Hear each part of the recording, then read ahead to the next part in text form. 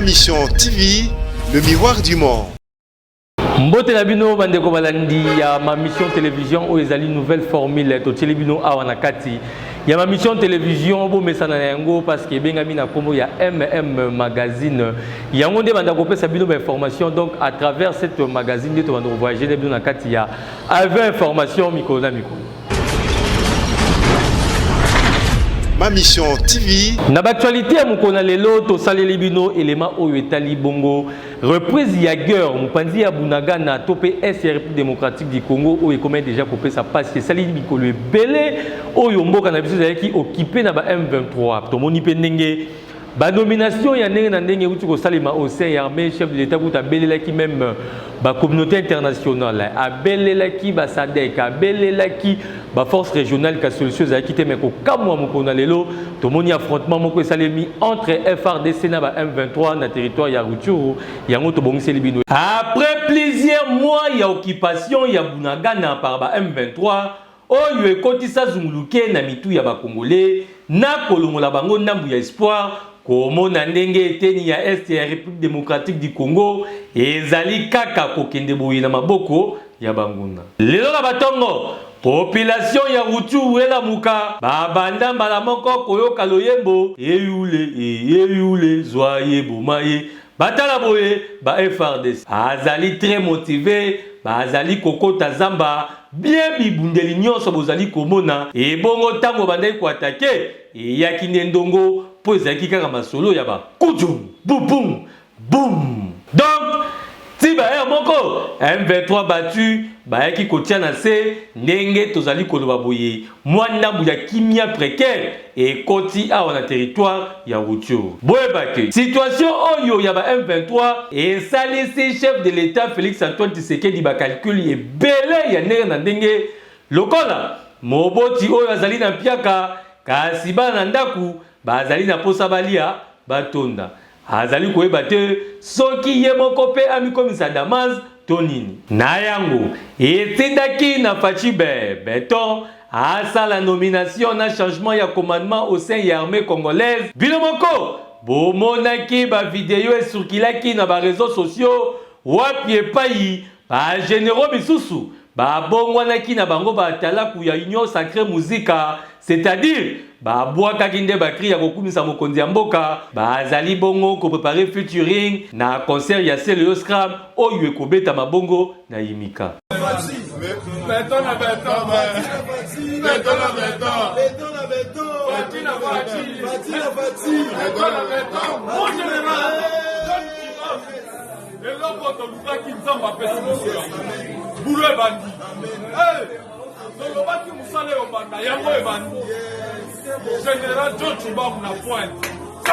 malgré cela, bayaki kotia nyonso sur table pour na koluka kaka kozongisa kimia na parti est ya RDC po yango nde ezali motuya ya nomination na bango kaka ndenge bino moko bomoni ba FRDC ba koti zamba boyeba que elongo ezali yango man tokosenga kaka na ba Congolais ya monde entier toyeba penza kopesa soutien na ba FRDC na biso parce que ça bango eloko ya malamu ekosalema te po ba force régionale to pe ba armée ya ndenge na ndenge ye kokota makambo yango ba kokipe kopesa biso solution ti FRDC toujours likolo loba te loba ba mamasa est-ce que biso mboko ekoponga te ata modèle ya boy toloba te. Ma mission TV. Kaka na kati ya dossier ya M23 topé ya FRDC bokozwa pe makanisi ya baimboka ndenge nini balobi par rapport ya o etali bongo affrontement ya ba FRDC na M23 et puis ba homme politique ya mboka na biso moko na bango Alain Bolo Djoua zali bongo analyste politique ya opposition ye pa pesi makanisi na ye tout au long o ezali kolekana na enjeu politique ya guerre ya Est ya République démocratique du Congo vodingi tuka abongsel bino ba élément oyo ya likamba koloba te biso toza ba Congolais ya makila toza ba Congolais ya makila o ezamboka na biso Nzambe moto asala mokili akabola mokili apesa bakoko na biso Congo ya mboka na biso FARDC azawana ayebi pourquoi ye totia ekuna to misaka ma misolo to yebi ki ya zawana pona ko bundela mabele mabele ezelo ka sakala nango te baza su ndenge za wana attendre nini bakotika kango kaka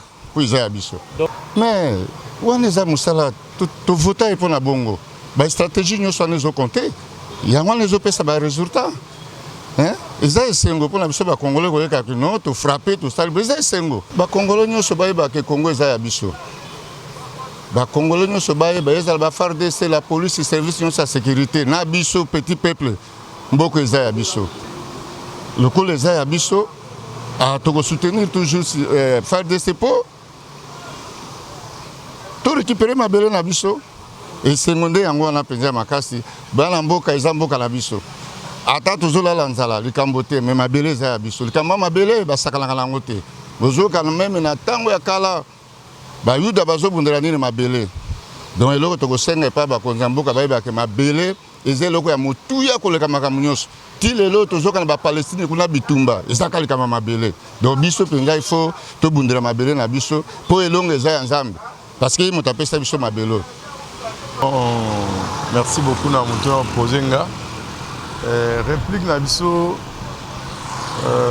ezali d'abord ya esengo mingi tosepeli mingi na situation wana esalemi abunagana réaction ya bafardc mais toyebi ke situation wana ebandika ndenge wana te na quelque part tozalaki na bainfiltré na kati ya force armée na biso yango nde esali ke lokola tozalaki na bainfiltré banda communiquer plan nyonso ya bafardc ce qui faisait que moyen FARDC a récupéré Bunagana et Zeragité. Et maintenant, avec le changement des nouveaux dirigeants de la force armée congolaise, c'est ainsi qu'avec Tchouéoué, il a appuyé sur l'accélérateur, il est animé du sang des Congolais, c'est ainsi qu'avec tout patriotisme, à ça l'effort, dans le sens qu'il va récupérer Bunagana. Je sais que c'est une guerre qui va se terminer dans peu de temps. Oui, bon, c'est ce qui a donné un sang neuf. Sans cela, on ne pouvait pas avancer parce que tout ça est infiltré. Comment expliquer que Bino Boza va diriger un FARDC et que quelque part, Pesibino Minduki, Pesibino Teni Abasoda, va retrouver Teni Wana comme il y a ennemi et comme il n'y a pas ennemi. Ça se fait comment? Par quelle magie? Parce que Pesio, en tant que responsable de la force armée de la République démocratique du Congo, mais va retrouver Teni Wana et pas Banguna Nabiso et comme il y a Ndeni. Minduki peut avoir comme Ndeni. Ce qui fait que Zaki y a une guerre truquée. Les dirigeants de la force armée de la République démocratique du Congo, Babana côté un plan, parce que ça va, Bunagana paye tant, est-ce qu'il y avait une guerre? Mais tu me dis que c'est bonnement, parce que la force armée congolaise qui est dégagée à Awa, dans la position boyée, Bazongi si ma position va envahir Bunagana. Ce qui fait une guerre qui était truquée. Comme maintenant il y a des Congolais qui s'assument, ça va se terminer. Soyons patriotes, tous dans le patriotisme. Mboka eza mboka na biso toza na mabele mususu ya par RDC mabele eza mabele o nzamba pesi biso toza la fière na mabele na biso to défendre l'intégrité territoriale, c'est ça. Merci pour la parole. Point de vue concernant Mabunaga na attaque oui, mais il faut victoire ezalaga assurée. Faut tango bandi loko ezalo wa biloko olia tango bandi ko lia donc faut libumu etonda après okoki kotika.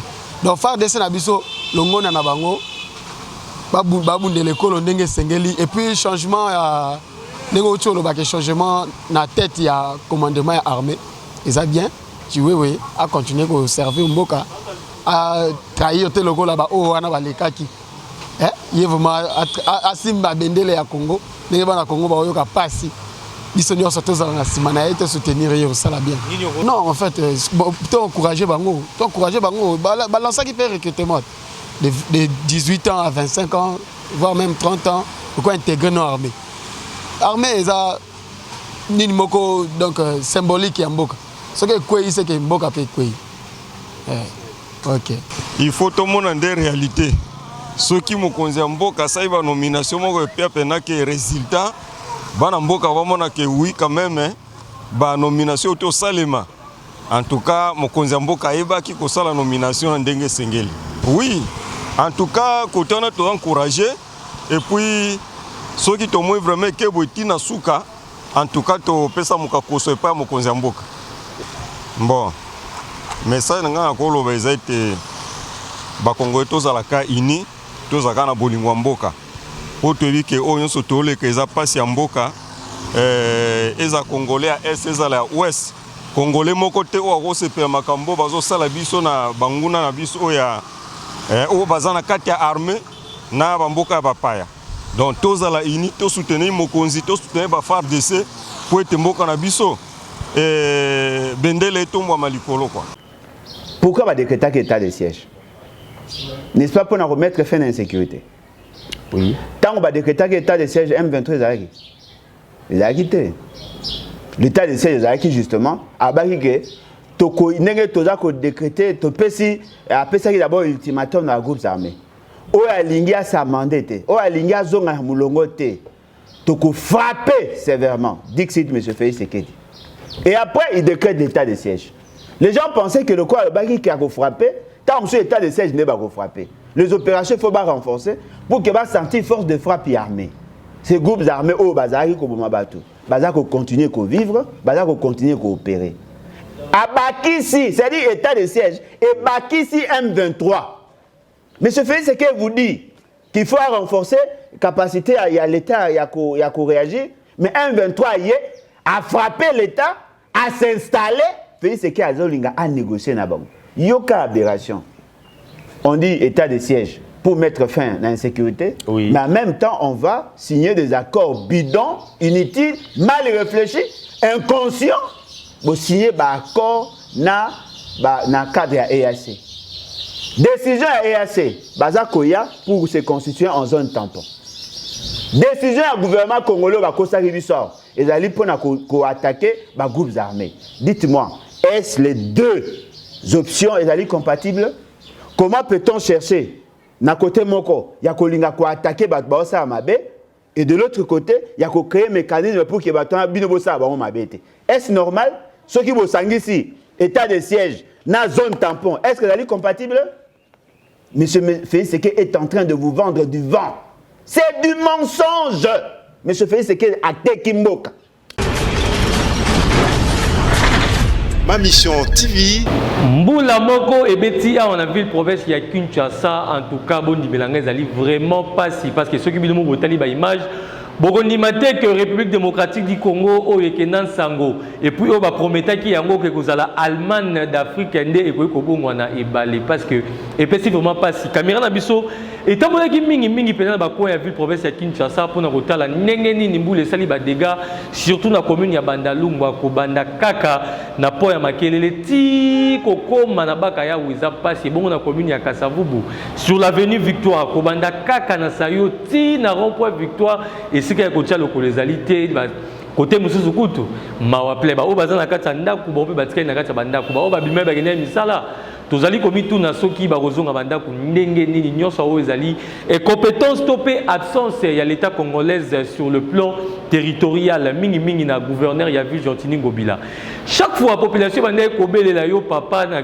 tango ya saison sèche yeba ndenge nini ko ko sa ba kirage ya caniveau topé assainissement kasi bobeta ki karabota la ndenge isika to komi lelo na lopoto balobaka après la pluie vient le beau temps kasi na ville province ya Kinshasa ba congolais ba comment na bango ko vivre ndé le contraire et koma kaka soki matanga ya mvula ebandi déjà population ya kwa nyonso batiaka maboko na mutu pona kolela mama fuidi c'est-à-dire tango kaka mbule ezobanda konoka ebongwanaka na yango nde bale ba oyo pe badindaka mai ekokotela bango ntina mapangu bino moko botala plein centre-ville ndenge mai etondi kasi bongo na bandako ezali nde mawa awa tozali nde na avenue Victoire kobanda kaka na direction ya Sayoti kokoma na rond-point Victoire ezali nde pasi bino moko botala ndenge mituka ebongwani nango bapakebo awa pe baza ko accomplir ndenge Bible loba que Jésus atambolaka na mai bana Kasavubu pe batamboli na mai na mopanzi mai ya mbula ebomi ba moto ya bato ebele botala neti ba motocycliste oyo tellement mai ekoti makasi na monteur ba komi na bango nde ko pousse yango na maboko atie mwa mopanzi pour kalandela tala nenga bandi a démarrer moto eboyi a démarrer moto eboyi mawa plein na mopanzi pe bana classe batikali simate idéologie komaki kaka simba sapatu na maboko tio kokoma ndaku et bongo na croisement ba venir Kasavubu ko banda kaka na po ya makelele ti ko koma na rond-point Victoire kuna kutunde zalaki milelo bana bandal séparé bazali komitu na soki bazali na bukungu kela topé bazali kaka na ville province ya Kinshasa ya kokamwe zali que malgré nyonso oyo ezali kosalema na munoko ya bakinois ezalaki kaka mboka elengi toyebi te mboka elengi na kodinda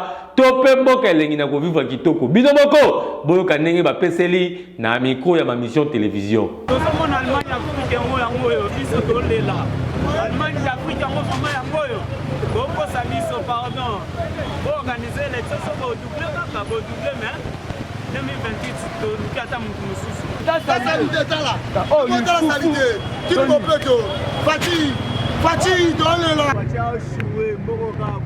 Autorité compétente, boza wapie, bota lesika négligence na bino ekomi komema mboka pendant saison sèche, bozalaki na temps ebele ya koyeba kosala ba curage ya bakaniveau pe bansensement ya baveni kasi bota la négligence topé incompétence na bino esika komisi République démocratique du Congo République oyo kenan sango Kinshasa bayemba na nzembo et surtout balakaki que République démocratique du Congo ekokoma Allemagne d'Afrique ya boye penza toloba te kasi bino ba politicien boyebaka ke population aza kozela bino na 2023 awa bino ezalaka kaka ke no bozo soutenir vision ya chef de l'État et puis mandat positif ba image oyo ekoya na 2023 Allemagne d'Afrique yango vraiment yango oyo batia oshuwe mboko kabwe.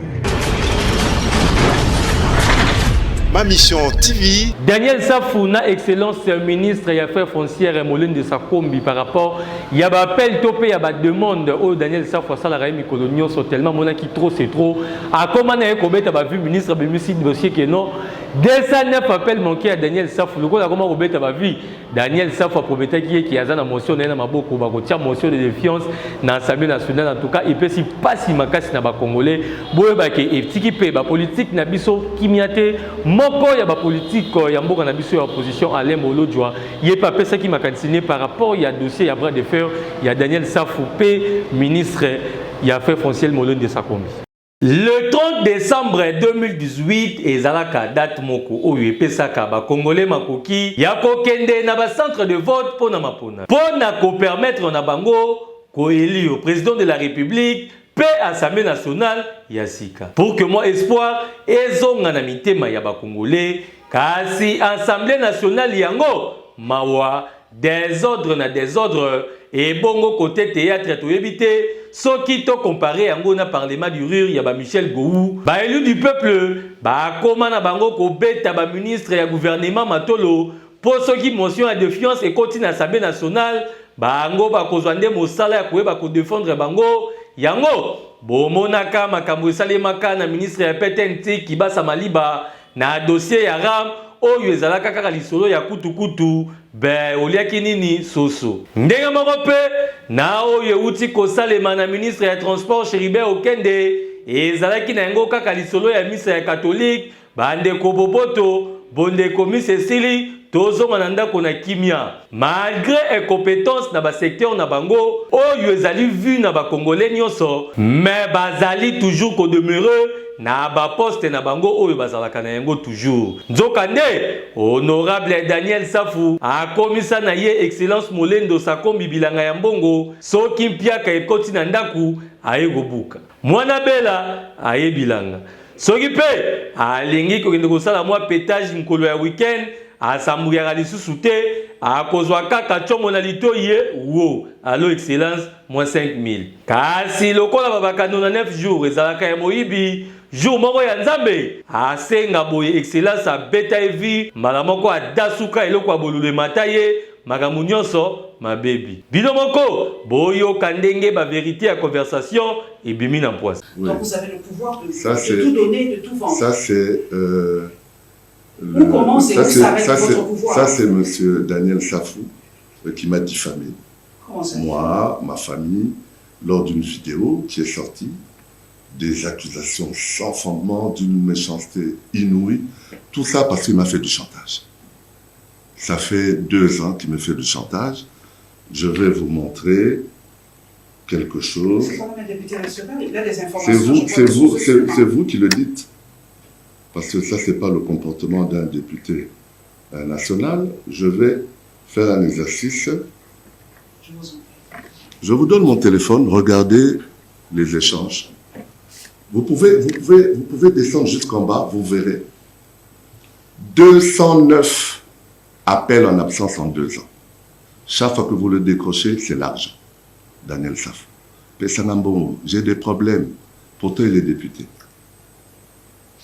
Vous l'avez habitué à ça. Je ne l'ai pas habitué. Ça fait 2 ans que je ne me prends plus au téléphone, vous avez vu. Tout ça sera versé dans le dossier parce que je vous annonce que j'ai porté plainte à l'office du procureur général près la cassation depuis lundi.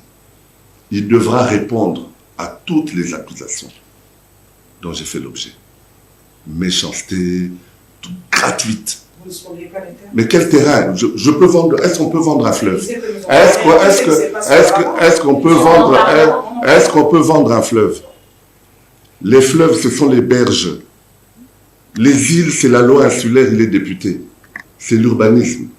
Encore que mon collègue de l'urbanisme, lui aussi a maille à partir pour justement protéger les biens de l'État. Je viens de vous dire ici que j'ai fait sortir presque 600-700 certificats des entreprises publiques transformées en sociétés commerciales. Moi. Le rapport est là. Donc, nous qui protégeons l'État, en même temps, on se spolie. Mais par exemple, le Bédongalema. Qui a donné l'autorisation, le go pour qu'on puisse construire. Non, Bédongalema, Madame Paulette, vous avez suivi. Daniel Safou, d'abord, vous le connaissez bien. Vous le prenez au sérieux? Je vous pose la question. Moi, je l'ai connu il y a 10 ans, il faisait chanter mon beau-frère qui était DGA à la DGDA à l'époque. Il lui aussi a prospéré dans le chantage. Aujourd'hui, je viens d'une mission de service, il y a des amis qui l'ont contacté. Boyib Samolendo, c'est capé, c'est bon, je vais continuer. Mais qui continue? À Teki Fleuve, à Moyibi, tout ça. Même feu mon père. Je crois d'une émission le 16 août, Sapombi, Moyibi, à l'époque de Mobutu. Vous vous rendez compte? Là aussi, il y a une plainte. Et vous savez comment ça va se terminer? Vous savez comment ça va se terminer? Comment ça va se terminer? Ah, mais la justice marche. C'est flagrant. Je ne veux pas vous faire un croquis, comment ça va se terminer. Je reçois déjà des appels, non, mais molle. Non, non, non. Il a atteint ma dignité, mon honneur. Mais pourquoi ils ne sortent pas les documents de vente? On vend comment? Quel est l'arrêté? Quel est l'acte de cession? Quel est le legs? Quelle est la donation? Tout ça, le fleuve. Et vous prenez ça au sérieux. Et je vous dis ici que c'est une question bassement alimentaire matérielle. L'argent. En tout cas, bizaleli ya boye ezali penza kitoko te po na bino ba ministre na ba élu du peuple boye bakaki. Population etindaki bino po na kopesa bango ba solution na ba problème na bango et non po na mabumu na bino. Awa pe excellence Molendo Sakombi alobi que plainte eza déjà déposée na justice contre Daniel Safou kasi biso na ma mission télévision tolobi kaka boye tozali penza kotalela dossier oyo liste lukolo.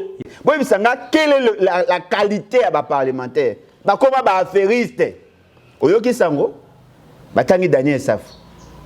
Oyoki, un garçon à l'écart qui n'a émission Moro na thème, à lobby que Daniel Safou a Zouaka Mbongo et pas Molendo Sakombi.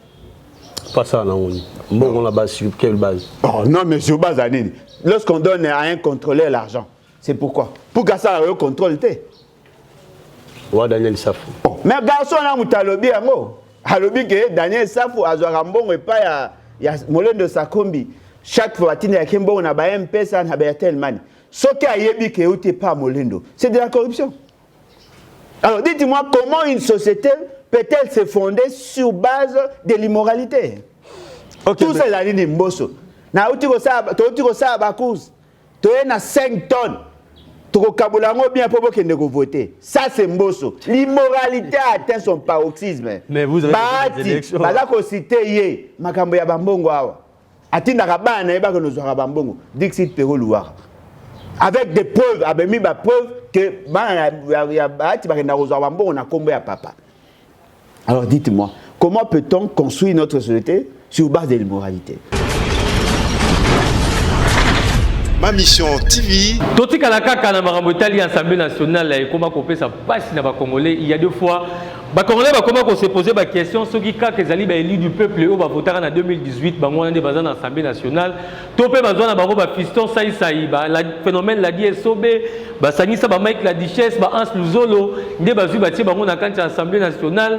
Topé ezali kaka ba honorable au ba kenan sango ba députés nationaux ndenge ba benga bango parce que théâtre moko comment vous savez ma bande na mutu na institution monene le l'Assemblée nationale gestion na yango il y a Christophe Mbosso na ba honorable na théâtre sur théâtre to éviter ce qui et comment dans le parlement du rur il y a ba Michel Bou collègue Ngando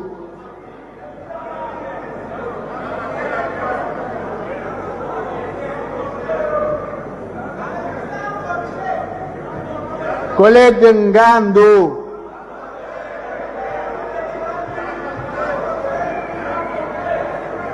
Nini asali diare? Nini asali diare? Mbosso ne likamate. Eza Mbosso, eza Félix Sekedi, eza Sama Lukonde, eza Bahati kutu le jongleur. Eza ne likama, eza Gentini Ngobila. Na sincèrement na évité tant que yo ko mona ngo. Na mona ata mutu moko te ya malonga ou aza ko assumer ba fonction pour l'état. Tout begana ko imaginer la plus haute institution où ils ont représenté le peuple, c'est l'Assemblée nationale et le Sénat. Parce que dans le niveau de la province, on peut comprendre la dérive pour là où on sent la tribu, moi ma faiblesse. Mais la plus haute instance politique où ils ont représenté le peuple, ce que mon président de l'Assemblée nationale, le roi Mbosso, c'est qui veut dire peuple a coûté dans les camas et sous collègues. Mbosso. Parlant de gens sur le lobby. Ah, ndeko yo ocho cha vidéo. Ti kangana loba. Yango ingoko tele obendeni. Ocho cha vidéo. Soki azaki papa na ngo sepela. La question est nga mon mboka. Te mo ko répondre, so za courageux ko répondre tam so bangande. Est-ce que vous mona ngo normal? Na hémicycle à parler à l'Assemblée nationale. Celui qui prétend être président d'un parti et celui qui prétend être chef, il y a cette institution, à cette chambre. Peut-il avoir ce langage-là? C'est-à-dire qu'on a désacralisé les institutions. Et comme il y a quoi association, comment un homme responsable, et pose une question, modèle. Mbosso, il n'a pas la culture démocratique. Mbosso, je suis sûr dans la transparence et la gestion de la finance, et ça a un problème. Mbosso n'a pas la probité morale voulue par la Constitution. Mbosso n'a pas la qualité langagière à diriger l'Assemblée nationale.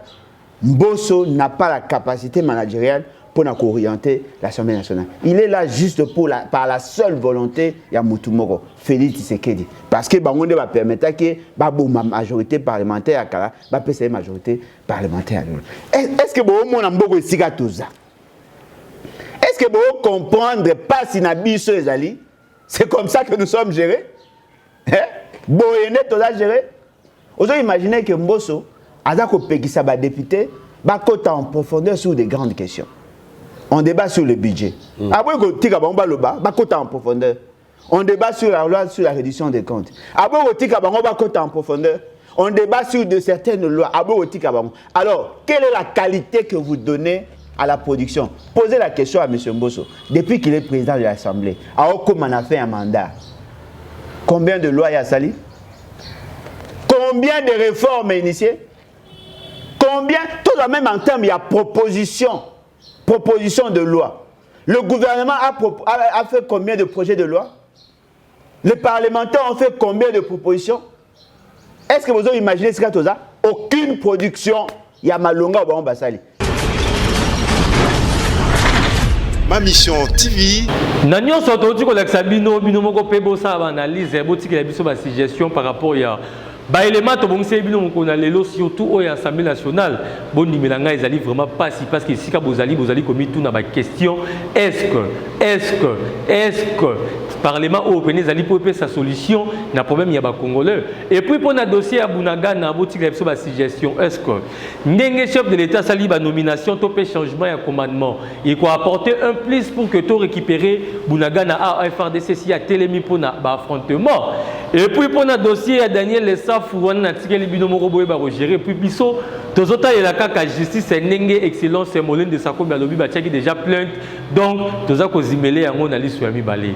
Merci à l'équipe technique au Sali Mosala qui toko mukona lelo na sima ya caméra zalaki bongo voling tout capé zalaki assisté na Olivier Viku côté rédactionnel topé ko bongisa bino élément izalaki bongo nde Geti Samba au Sali Mosala qui toko comprendre déjà na bandi ko atterrir na bino na kati ya avion na voyage mon nene ya information to salaki mukona lelo ngai borelo pongi dina zalaki commandant de bord kasinga ina bino tokutani kaka mikolo zali ko ya mingi na kosenga bomesana déjà na Mag Ozali Bongo magazine ya sika topé formule ya sika na kati ya ma mission Nuluko le miroir du monde to bong selibino.